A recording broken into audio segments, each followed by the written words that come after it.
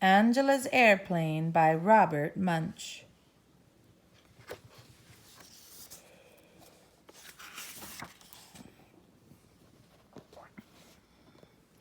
Angela's father took her to the airport, but when they got there, a terrible thing happened. Angela's father got lost.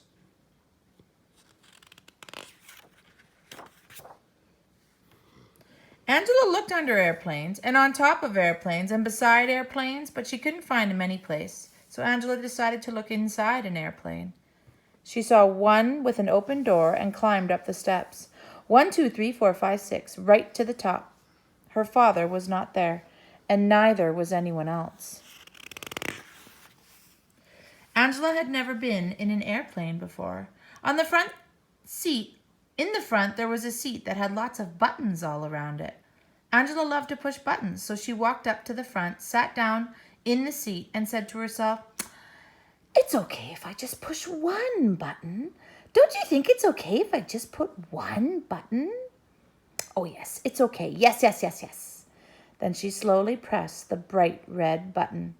Right away, the door closed. Angela said, "It's okay if I just push one more button. Don't you think it's okay if I just push one more button?" "Oh, yes, it's okay. Yes, yes, yes, yes, yes." Slowly, she pushed the yellow button. Right away, the lights came on. Angela said, "It's okay if I just push one more button. Don't you think it's okay if I just push one more button?" "Oh, yes, it's okay. Yes, yes, yes, yes." She pushed the green button. Right away, the motor came on. Vroom, vroom, vroom, vroom.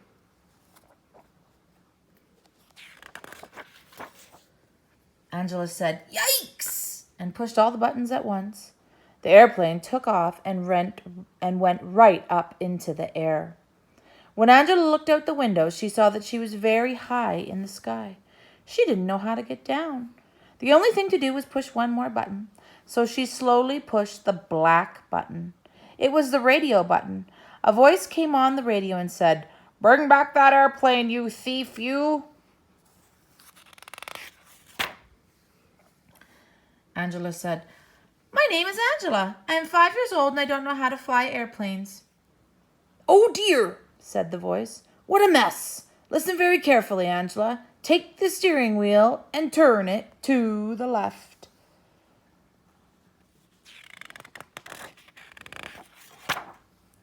Angela turned the wheel, and very slowly the airplane went into a big circle and came right back over the airport.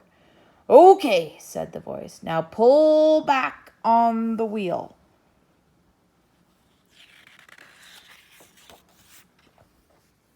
Angela pulled back on the wheel and the airplane slowly went down to the runway. It hit once and bounced. It hit again and bounced. Then one wing scraped the ground. Right away, the whole plane smashed and broke into little pieces. Angela was left sitting on the ground and she didn't even have a scratch. All sorts of cars and trucks came speeding out of the terminal.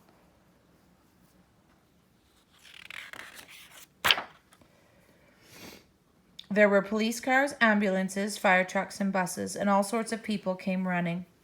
But in front of everybody was Angela's father. He picked her up and said, "Angela, are you all right?"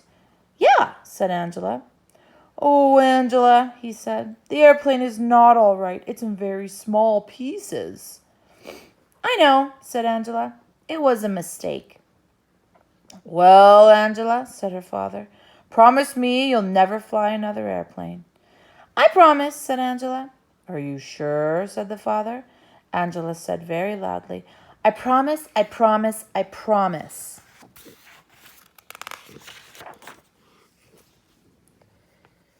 Angela didn't fly an airplane for a very long time. But when she grew up, she didn't become a doctor, she didn't become a truck driver, she didn't become a secretary, and she didn't become a nurse. She became an airplane pilot.